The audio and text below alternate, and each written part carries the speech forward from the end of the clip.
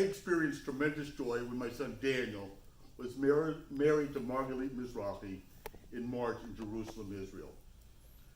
To know my son had found his true love, and was incredibly happy, was something that I am very grateful for. Madam Toastmaster, fellow Toastmasters, and guests, I am blessed to have two wonderful children, Rachel and Daniel. For those of you who have not had the pleasure of meeting them, Rachel was a charter member of this club in 2005, and Daniel earned his Competent Communicator Award here and was very gifted in table topics. Although Daniel graduated from Millbrook High School, he's lived for the past 10 years in Israel. He graduated from college in Israel, served in the Israeli army, and works for companies that have worked in America. His mother, Bracha, was a Sabra, a native-born Israeli, whose family came from Yemen. I too lived in Israel for a number of years and also served in the Israeli army. This was my third trip in the past year to Israel. I went on my nostalgia tour last April, where I went to meet friends who I made when I was a student at Hebrew University in 1971 and 72. I gave that speech on that trip last May. At that time, Daniel had just met Margalit. Although I stayed in Daniel's small apartment near the beach in Tel Aviv, Daniel did not say a word to me. He just said, "Dad, I have to go out and I'll be back later." Daniel had met Margalit online. She had lived in Chicago for 2 years, working with the Israeli Tourism Office. The first picture Margalit sent to Daniel was one of her in front of a statue of Cubs legend Ron Santo at Wrigley Field. Given Daniel's love of the Cubs, this was a sign from heaven that Margalit was going to be Daniel's Besheret, his chosen one. Margalit had gone to the baseball game and was bored out of her mind. Over the next few months, people from Raleigh went to Israel and met Margalit, and I heard glowing reports. Daniel, Margalit, and Rachel went on a trip to Thailand in October. I could tell by this time that the relationship was getting serious. In November, they moved to a new apartment and bought appliances. Nothing says domestic life like buying appliances together.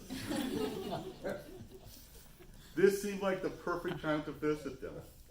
I wanted Margalit to know what she was going to get as a father-in-law. Margalit is the oldest of 9 children. Her mother, Hannah, has 7 girls and 2 boys. Margalit's father passed away, and her mother raised the children without any help from a husband.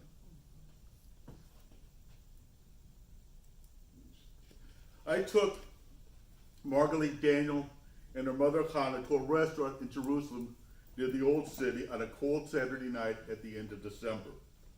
Hannah is 55 years old and does not speak a word of English. However, she is friendly and down to earth. I felt very comfortable with her. She kept telling Margalit that she already had 7 kids by the time she was Margalit's age. Despite their moving in together, getting married was not on the radar. Daniel told me later that my visit was the stimulus for this move. If they were going to be together, there was no reason for delay. Daniel proposed to Margalit at the Western Wall, Jerusalem, on January 30th. The Western Wall is the holiest site in Judaism. They set the date for March 27th, an engagement of only 6 weeks. Given the short lead time, it was impossible for friends and family to come from the States. However, my friend Ira Botvinnik, a good friend from the synagogue, did make the trip from Raleigh. Bracha's family, my Israeli friends, and those who had lived in Raleigh and now live in Israel attended. Daniel's friends came from school, the army, and work. I felt proud when his friends told me about the memorable experience with Daniel. With Daniel, an event like this is to appreciate the importance of friendship. After getting some family pictures, Rachel, Daniel, and I stood under the chuppah, the marriage canopy, while Hannah escorted Margalit.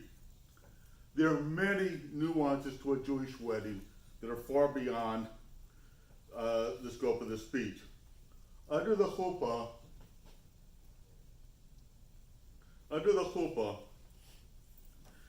the groom has only one line to say. With this ring, you are consecrated to me according to the law of Moses and Israel. However, the ceremony also had a modern twist as Margalit presented Daniel with a wedding band. In such a joyous moment, there was a moment of sadness. That's when my late wife, Rachel, was mentioned. It's been 6 years since she passed away, but it still hurts.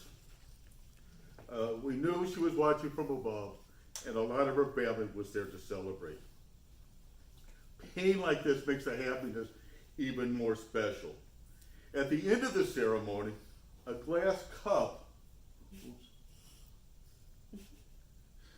nervous, that's what. At the end of the ceremony, a glass cup is shared to remember the destruction of the temple thousands of years ago. The crowd erupted with Mazel Tov, congratulations to the couple. It was a great evening of singing and dancing. The ceremony got especially raucous, rambunctious, when the DJ started playing Go Cubs Go. Daniel put on his jersey and whipped out the W flag. I don't expect Margalit ever to understand Daniel's devotion to the Cubs. I was with Daniel when the Cubs won the World Series in 2016. We celebrated with a glass of champagne. In retrospect, that was nothing compared to the happiness that he exhibited at the wedding. Daniel went from having a family that consisted of a father and a sister to one that included a mother-in-law, 6 sister-in-laws, 4 brother-in-laws, and a number of nieces and nephews. Their marriage is the start of a long journey. There will be highs and lows. I will do my best to be there when they need me and keep quiet.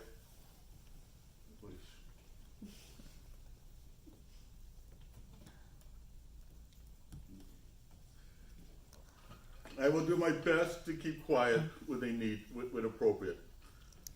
Will continue to pray they have a healthy and happy life together. I will continue praying to have, I count my blessings to have Margalit as a daughter, a wonderful addition to the family. Madam Toastmaster.